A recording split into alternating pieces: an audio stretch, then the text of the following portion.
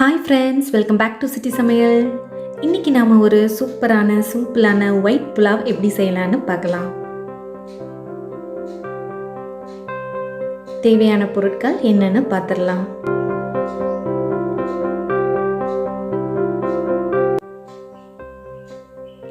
ஒரு பவுல்ல 2 cup unit ரைஸ்னு சொல்லக்கூடிய பாசுமதி ரைஸ். ஸோ நான் இன்றைக்கி 2 கப் பாசுமதி ரைஸ் செய்கிறேன். இதை நம்ம செய்கிறதுக்கு ஒரு 10 மினிட்ஸ் பிஃபோராக தண்ணியில் ஊற வச்சுக்கலாம்.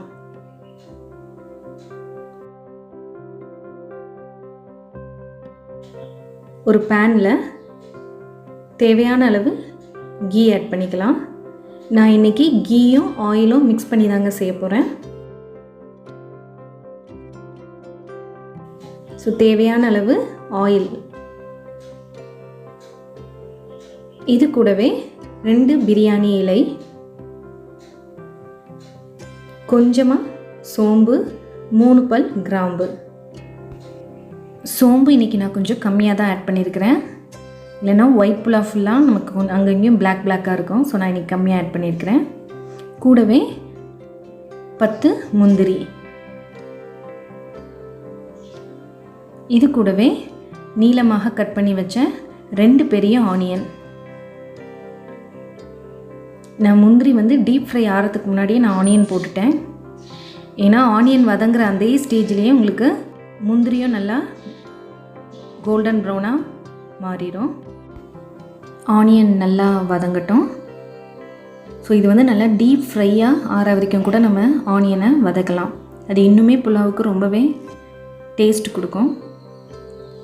ஸோ இந்த ஒயிட் புலாவ் ரொம்ப ஈஸியாக, உடனே கெஸ்ட் வந்துட்டாங்கன்னா இதை நீங்கள் ஈஸியாக கொஞ்சம் ரிச் லுக்கில் நீங்கள் பண்ணி கொடுக்கலாம். கூட ஒரே ஒரு mutton gravy or chicken gravy இருந்தால் யம்மியாக இருக்கும். ஆனியன் நல்லா ப்ரௌன் கலரில் வதங்கிருச்சு. இந்த ஸ்டேஜில் நமக்கு தேவையான ஜிஞ்சர் கார்லிக் பேஸ்ட் ஆட் பண்ணிக்கலாம். அவங்கவுங்க ஸ்பைஸ்க்கு ஏற்ற மாதிரி நீங்கள் ஆட் பண்ணிக்கோங்க. ஈவன் தோ 2 ஸ்பூன் கூட ஆட் பண்ணிக்கோங்க. இப்போ தேவையான அளவு சால்ட் ஆட் பண்ணிக்கலாம்.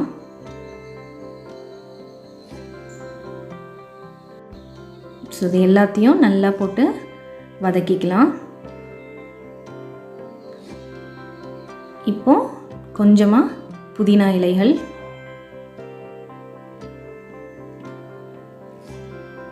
தேவையான அளவு பச்சை மிளகாய். நான் இன்றைக்கி 4 பச்சை மிளகாய் எடுத்துருக்கேங்க. இந்த க்ரீன் சில்லி தான் இந்த புலாவுக்கு நல்லா ஸ்பைசியே கொடுக்கும், ரொம்ப மைல்டாகவும் இருக்கும். ஸோ நல்லா வதங்கியாச்சு. இது கூடவே நம்ம கொரியாண்டர் லீஃப் ஆட் பண்ணிக்கலாம்.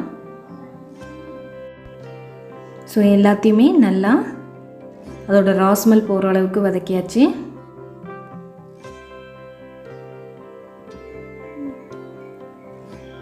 வதங்கினதுக்கப்புறமா நம்ம கரெக்டாக வாட்டர் ஆட் பண்ணணுங்க. இப்போ நான் 2 கப் ரைஸ் எடுத்ததுக்கு 4 கப் வாட்டர் ஆட் பண்ண போகிறேன். எந்த கப்பில் மெஷர்மெண்ட் பண்ணணும் அதே கப்லேயே வாட்டர் ஆட் பண்ணிக்கிறேன்.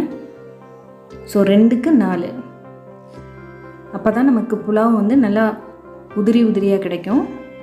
ஸோ நல்லா டைட்டாக லிட் வச்சு க்ளோஸ் பண்ணிக்கலாம். இது நல்லா பாயில் ஆகட்டும். எனக்கு ஒரு 5 நிமிஷம் ஆயிடுச்சு. ஸோ நல்லாவே தண்ணி உள்ளே பாயில் ஆகிட்டுருக்கு. நல்லா கொதிக்குதுங்க. இப்போது இந்த ஸ்டேஜில் நம்ம ரைஸ் ஆட் பண்ணிக்கலாம்.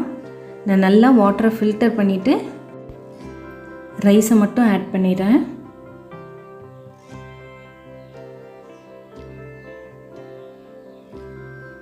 ஸோ எல்லா ரைஸையும் போட்டாச்சு. இதை நல்லா ஒரு டைம் மிக்ஸ் பண்ணிக்கலாம். ஸோ மிக்ஸ் பண்ணியாச்சு. இது கிட்டத்தட்ட ரெடியாக நமக்கு இன்னும் ஒரு 10 to 15 மினிட்ஸ் ஆகும். ஸோ இந்த மாதிரி ஸ்டேஜில் கொஞ்சம் வெந்ததுக்கப்புறமா ஒரு ஹாஃப் தாங்க வெந்திருக்கு. இப்போ லிட் போட்டு ஃபுல் அடுப்பை நல்லா சிம்மில் வச்சு ஒரு 10 மினிட்ஸ் நல்லா பாயில் பண்ண விடலாம். 10 மினிட்ஸ் கழித்து ஓப்பன் பண்ணி பார்க்கலாம். ரொம்ப சூப்பரான சூடான ஒயிட் புலாவ் நமக்கு ரெடி ஆயிருச்சு. ஸோ ரைஸும் நல்லா பாயில் ஆயிடுச்சு. நமக்கு ரைஸும் உடையவே இல்லை. ரொம்ப சிம்பிளான இந்த ஒயிட் புலாவு உங்களுக்கு பிடிச்சிருந்துச்சுன்னா நீங்கள் கண்டிப்பாக வீட்டில் ட்ரை பண்ணி பாருங்கள்.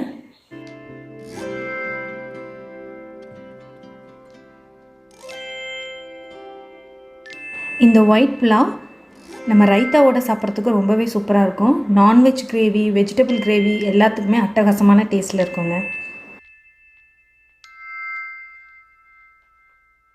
இந்த வீடியோ உங்களுக்கு பிடிச்சிருந்துச்சுன்னா லைக் பண்ணுங்கள், ஷேர் பண்ணுங்கள், மறக்காமல் கமெண்ட் பண்ணுங்கள். கூடவே சேனலை சப்ஸ்கிரைப் பண்ணுங்கள்.